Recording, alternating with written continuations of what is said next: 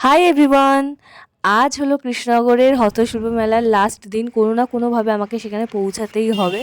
এটা হলো আমার কলেজ, কৃষ্ণনগর উমেন্স কলেজ। আমার কলেজ আমার কাছে ভীষণ ভীষণ প্রিয় একটা জায়গা। তো চলে এসেছি মেলাতে। মাকে না বহু পটিয়ে পাটিয়ে মেলাতে নিয়ে এসেছি। বলেছি কিছু কেনো না কেনো আমার সাথে তোমাকে যেতে হবে।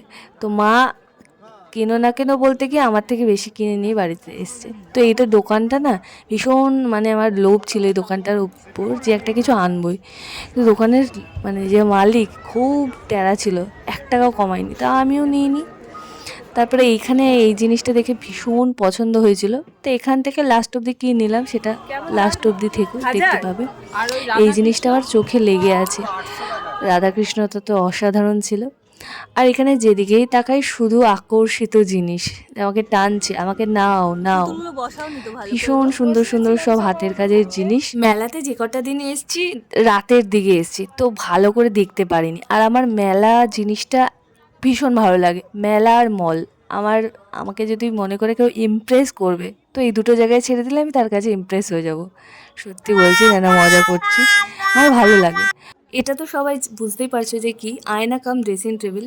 আর এখানে মা দেখছিল ব্লাউজ, শাড়ি। এই শাড়িটাও ভীষণ সুন্দর ছিল, এই রানী কালারের শাড়িটা।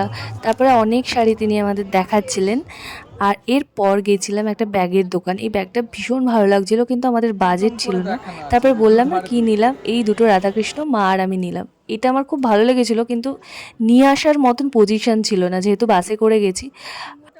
সিংহটা কেমন? সিংহটা 1600 টাকা।